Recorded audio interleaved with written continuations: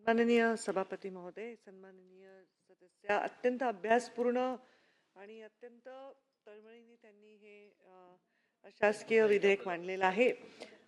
यामध्ये त्यांच्या आता ह्या पूर्ण डिटेलमध्ये जाताना न जाता मी अत्यंत महत्त्वाच्या मुद्द्याला हात घालते की आपला जे इंडियन वेटरनरी काउन्सिल ॲक्ट आहे त्याप्रमाणे त्यांनी 30 अ आणि ब चा उल्लेख केला. त्याच्यामध्ये ब च्या नुसार नोंदणी करण्याची त्यांना आवश्यकता नाही, जे पदविका धारक आहेत म्हणजे डिप्लोमा होल्डर आहेत. तर यामध्ये आपल्या एक मिनिट, तुम्ही म्हणण्याच्या आधी जे प्रस्ताव असा आहे की सन 2025 चे विधान परिषद विधेयक क्रमांक 10 महाराष्ट्र राज्यात दुय्यम पशुवैद्यकीय परिषद स्थापन करण्याबाबत तरतूद करण्यासाठी विधेयक 2025 विचारात घेण्यात यावे. बोला पुढे. सन्माननीय सदस्यांनी अत्यंत अभ्यासपूर्ण आणि अत्यंत तळमळीने हा प्रस्ताव मांडलेला आहे. या प्रस्तावामध्ये त्यांनी दुय्यम पशुवैद्यकीय परिषद पशुवैद्यक परिषद स्थापन करावी अशी असा एक मुद्दा मांडलाय, अशी एक मागणी मांडलेली आहे.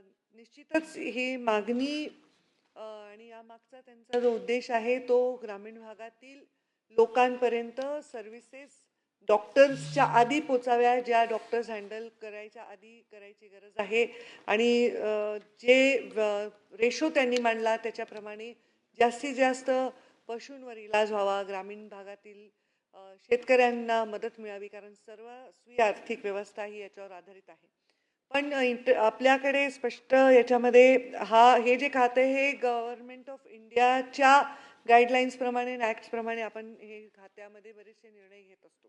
आता इंडियन वेटरनरी काउन्सिलचे जे निर्णय आहे त्याच्याप्रमाणे फक्त पदवीधारक जे आहेत त्यांनाच रजिस्ट्रेशन करण्यासाठी पात्र केलेले आहे आणि डिप्लोमा होल्डर्सना पात्र केलेले नाही, ह्याच्यामध्ये स्पष्टता आहे.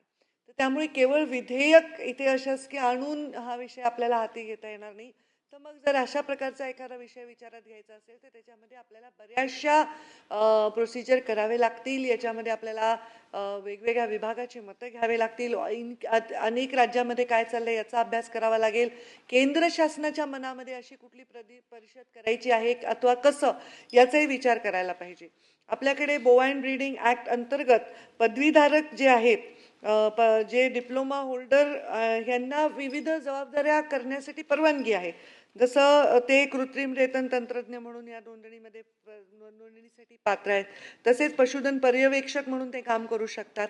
सहाय्यक पशुधन विकास अधिकारी या पदावरही ते कार्य राहू शकतात.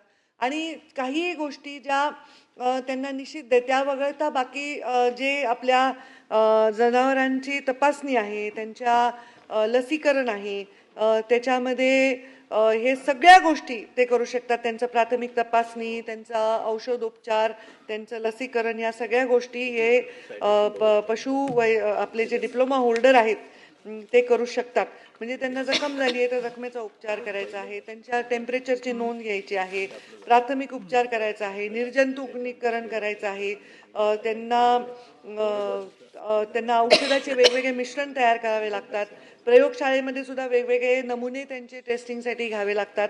ऑपरेशनच्या पूर्वी करणारी तयारी आहे. ह्या सगळ्या गोष्टी हे करू शकतात.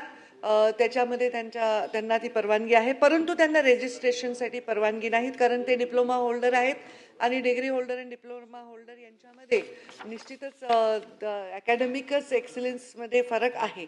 त्याच्यामुळे आपल्या म्हणजे माननीय सदस्यांना मी हे सांगू शकते की यांच्या ज्या भूमिका आहे ती अजून कशी सुदृढ करता येईल किंवा आणखी त्यांच्या जास्तीत जास्त लोकांपर्यंत बेसिक उपचार पोहोचवण्यासाठी आणखी काय करता येईल याच्यासाठी नक्कीच शासन सकारात्मक विचार करेल. पण एक 5,000 जनावरांच्या मागे एक डॉक्टर ही आपली पॉलिसी आहे. सध्या महाराष्ट्रामध्ये 4,347 जनावरांच्या मागे एक डॉक्टर आहे आणि भारताची जी सरासरी आहे ती 6,000 जनावरांच्या मागे एक डॉक्टर आहे. तर काही 20,000 जनावरांच्या मागे एक डॉक्टर आहे अशी परिस्थिती आता नाही आहे. नंबरचा मुद्दा नाही आहे आपल्याला, तर जास्तीत जास्त सुविधा कमी जनावरांच्या संख्येपर्यंत पोहोचवायची हे आपलं एम आहे. आणि त्याच्यामुळे हे काउन्सिल करायची अथवा कसे ह्याच्याबद्दल थोडा व्यापक विचार करावा लागेल. तर मी आत्ता विनंती करेन की आता हा अशासकीय ठराव सन्माननीय सदस्य यांनी मागे घ्यावा अशी मी त्यांना विनंती करते.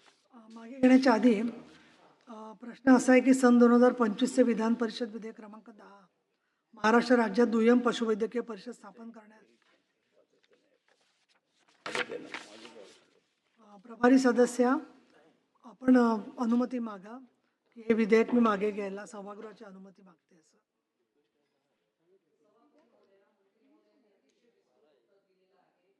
मी विधेयक मागे घेते, परंतु मला एक त्यातनं अजून एक सुचवावं असं वाटतं की परदेशामध्ये वेटरनरी नर्स आणि वेटरनरी टेक्निशियन असे प्रॉपर कोर्सेस आहे. जसे आपले ह्युमनमध्ये ह्युमन डॉक्टर्स आहे, ह्युमन नर्सेस आहे आणि टेक्निशियन्स आहे.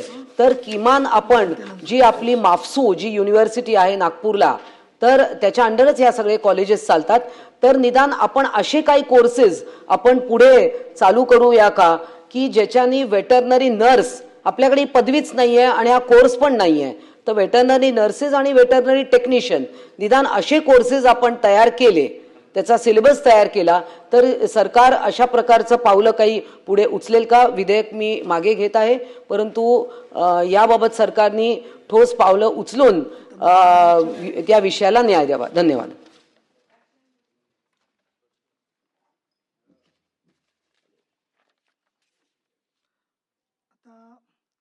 आपल्याला एरवीच्या विधेयकांचं वेगळं सगळा उपचार असतो. हा अशासकीय याच्यामध्ये थोडा प्रश्न असा आहे की माननीय सदस्यांना हे विधेयक मागे घेण्यास अनुमती आहे काय? अनुकूल असतील त्यांनी होय म्हणावे. त्यामुळे होयचे बहुमत आहे आणि त्यामुळे मागे घेण्यास अनुमती देण्यात आली. प्रभारी सदस्य आपण म्हणा की प्रभारी सदस्य आपण म्हणा की मी विधेयक मागे घेते. प्रभारी सदस्य मनीषा ते काय नाही, मी विधेयक मागे घेते. विधेयक मागे घेते. आता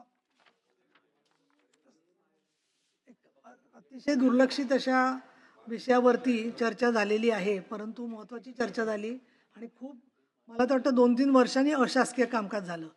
आणि असं सारखं म्हणणं बरं नाही आहे, पण महिला मंत्री आणि महिला सदस्य तर सभापती महोदय, फक्त हा विषय ह्याच्यातला नाही आहे सभागृहाचा, पण त्यांनी मला एक डॉक्टरची अपॉइंटमेंट होती आणि ते डॉक्टर परत मला भेटणार नाही. मी त्यांना विनंती केली की मी जाऊन यायला उशीर होईल. त्या म्हणल्या मग आता नाही झालं ते पुढच्या शुक्रवारी पण सुट्टी आहे, मग हे पुढच्या अधिवेशनापर्यंत जाईल.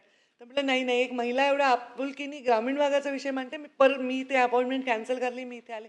तर मला आनंद वाटला की एक महिला लोकप्रतिनिधी इतका विषय मांडते जो व्यापक आहे, त्याच्यामध्ये काही वैयक्तिक विषय नाही, आणि तो त्या शहरातल्या असून सुद्धा त्यांनी ग्रामीण भागातील म्हणजे हा विषय हाताळला. ह्याच्याबद्दल मला खूप आनंद वाटतो. मी त्यांचं अभिनंदन करते.